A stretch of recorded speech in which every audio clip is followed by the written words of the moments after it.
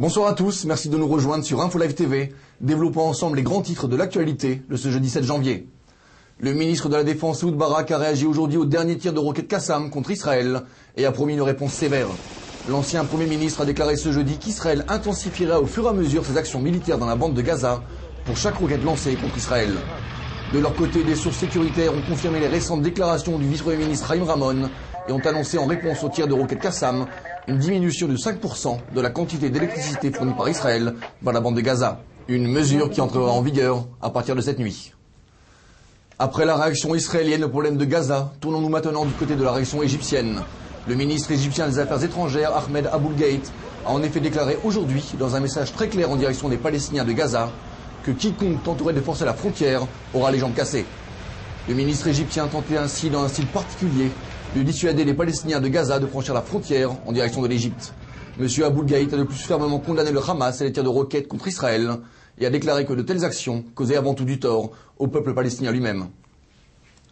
Du côté du Hamas, justement, les conseils égyptiens ne semblent pas être particulièrement suivis. Ce sont 12 roquettes Qassam qui se sont encore abattues aujourd'hui sur la ville de Sderot et sur les communautés du Negev occidental. Des dégâts matériels importants sont à signaler et 7 personnes ont été traitées en état de choc. Un peu plus tôt dans la journée, 7 Palestiniens ont été tués dans plusieurs frappes israéliennes dans le nord de la bande de Gaza. Un peu avant l'aube ce jeudi, en effet, les troupes israéliennes, les brigades Golani, appuyées par des blindés et l'aviation, avaient mené un raid en profondeur dans le nord de la bande de Gaza contre les infrastructures terroristes. 6 terroristes du Hamas avaient été tués dans les échanges de feu. Encore un nouveau rebondissement à la suite du rapport Vinograd.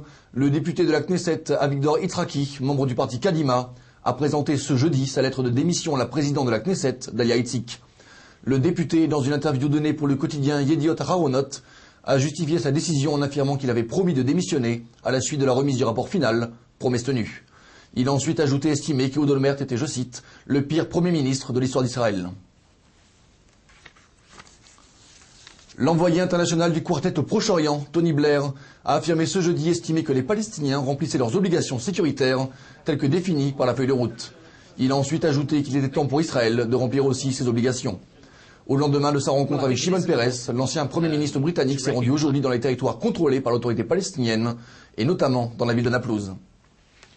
Enfin, économie pour terminer ce journal, le Premier ministre israélien Ehud Olmert a l'intention de tenir une réunion d'urgence avec les principaux acteurs de l'économie israélienne au sujet des récentes fluctuations du dollar et de leur impact sur l'économie israélienne. Le taux d'échange du dollar a en effet perdu près de 15% ces 3 derniers mois, une chute qui a entraîné de nombreux licenciements massifs et a conduit de nombreuses entreprises en situation de quasi-banqueroute. Votre programme sur InfoLive TV, c'est aussi un document sur la récente acquisition par la Colombie de 24 avions de combat israéliens. Retrouvez aussi l'interview exclusive pour InfoLive TV avec la porte-parole de la FINUL, la force d'interposition des Nations Unies à Beyrouth. Enfin, découvrez aussi un reportage sur les récentes salves de roquettes qui se sont abattues sur le site d'Israël dans la journée. Merci de nous avoir suivis sur InfoLive TV. Rendez-vous demain pour un nouveau regard sur l'actualité du jour. Très bonne soirée à tous.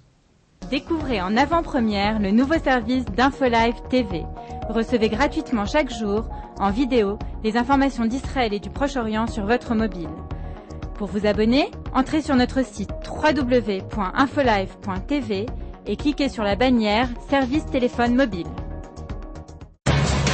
Aujourd'hui, le monde entier parle d'Israël. Mais qui parle d'Israël au monde entier, en temps réel, en 4 langues et en direct de Jérusalem? InfoLive.tv, la première chaîne de télévision internationale israélienne. 24 heures sur 24, 7 jours sur 7, suivez de l'intérieur l'actualité d'Israël et du Moyen-Orient. Des reportages, des interviews, un grand journal et des flash infos en images dès que l'actualité l'exige. InfoLive.tv, votre regard direct et vrai sur l'actualité d'Israël. Retrouvez InfoLive sur internet www.infolive.tv.